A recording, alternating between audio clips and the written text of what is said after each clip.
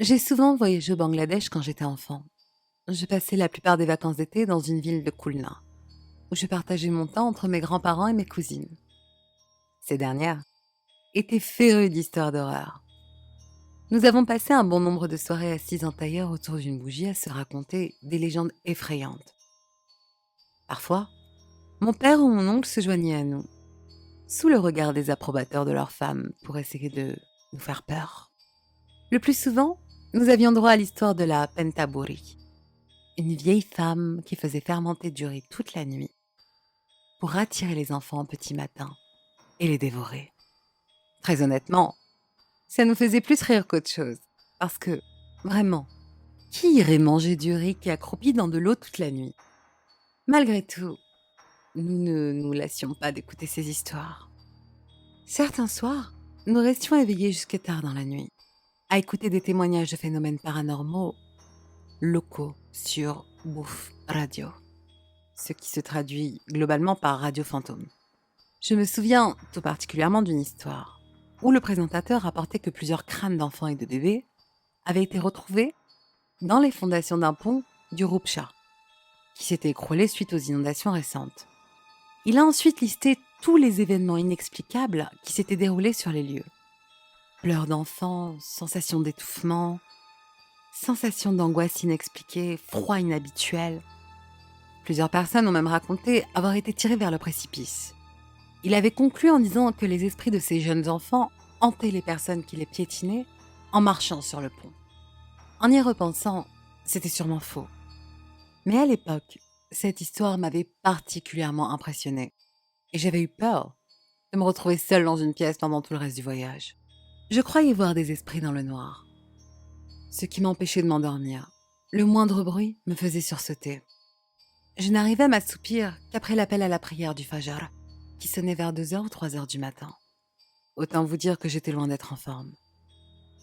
Ça ne m'a, cependant, pas empêché de continuer à suivre mes cousines quand elles parlaient d'histoires d'horreur. Il faut savoir qu'au Bangladesh, il y a souvent des coupures de courant qui durent 1 à 2 heures, souvent après 18 heures, donc après le coucher du soleil.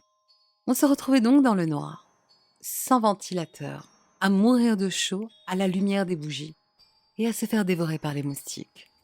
Dans ces moments-là, il nous arrivait de monter sur le toit, éclairé par la lune et les étoiles, et par les autres quartiers qui n'avaient pas subi de coupure de courant, pour profiter des vents plus frais. Il y avait des palmiers qui poussaient à côté de notre immeuble, dont les feuilles caressaient les rebords de notre toit. On les déchirait pour les tresser et en faire des boîtes, des éventails, des couronnes. Bien sûr, les adultes nous disaient de faire attention et de ne pas trop nous approcher du bord. Ma mère a été jusqu'à me raconter qu'il y avait un fantôme qui a grippé le bras des enfants qui s'approchaient trop près du vide et les faisait basculer. Curieusement, j'y avais cru. Je pense que l'ambiance globale me rendait beaucoup plus susceptible de croire à tout et n'importe quoi. Toujours est-il qu'après ça, je restais sagement à une distance de plus d'1 mètre du bord. Surtout que j'avais l'impression de voir une silhouette humaine dans la couronne des palmiers. Les noix de coco et l'obscurité sûrement. Quand nous ne montions pas sur le toit, nous prenions une bougie et nous nous isolions dans une pièce. Enfin, c'est un bien grand mot quand l'embrasure des portes n'était fermée que d'un simple voile. Pour invoquer des fantômes ou pour pratiquer des exorcismes. Nous étions en général 3. Ria, qui avait 1 an de moins que moi, et Tony, qui avait quelques mois de plus que moi. Nous avions fait une planche Ouija maison, avec de vieilles planches en carton.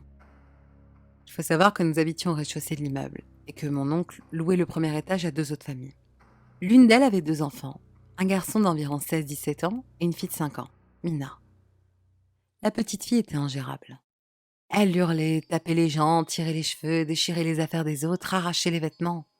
Aucune réprimande ne semblait fonctionner. Les châtiments corporels pleuvaient également, mais aucun changement de comportement n'avait été constaté. Ria était persuadée qu'elle était possédée par un démon et que nous devions l'exorciser pour notre paix à tous. Je n'étais pas vraiment convaincue, mais la voisine me terrorisait et j'étais curieuse de voir à quoi ressemblait un exorcisme.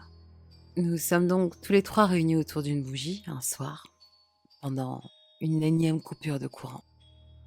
Tony avait apporté une aiguille pour que nous nous piquions le doigt, parce qu'il fallait un sacrifice pour invoquer un esprit malfaisant. Elle m'a aussi dit que je n'avais pas besoin de le faire.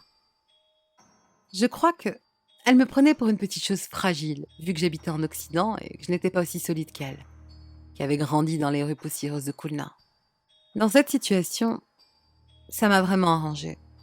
Je n'avais vraiment pas envie de m'écorcher le doigt. En repensant à toutes les maladies que j'aurais pu attraper avec cette aiguille sale et pleine de sang, j'en frissonne encore. Bref, Tony et Ria avaient exécuté le rituel avant de passer leurs doigts au-dessus de la flamme et le poser sur la goutte.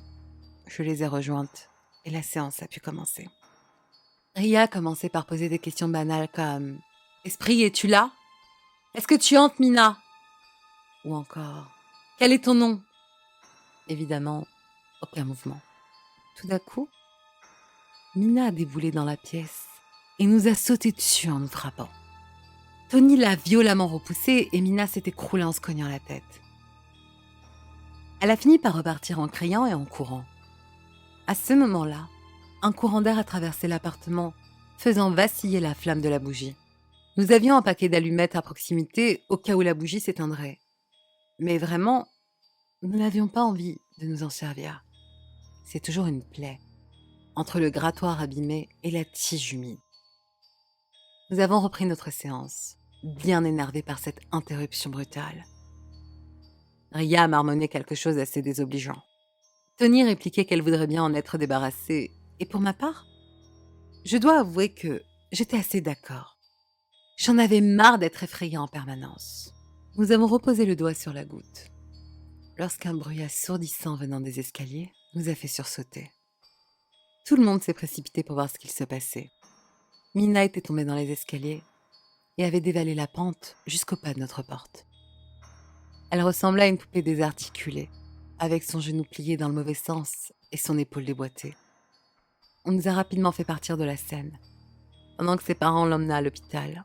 Mes parents ont d'ailleurs aidé sa famille à payer ses frais d'hospitalisation. Je l'ai recroisée de nombreuses années plus tard.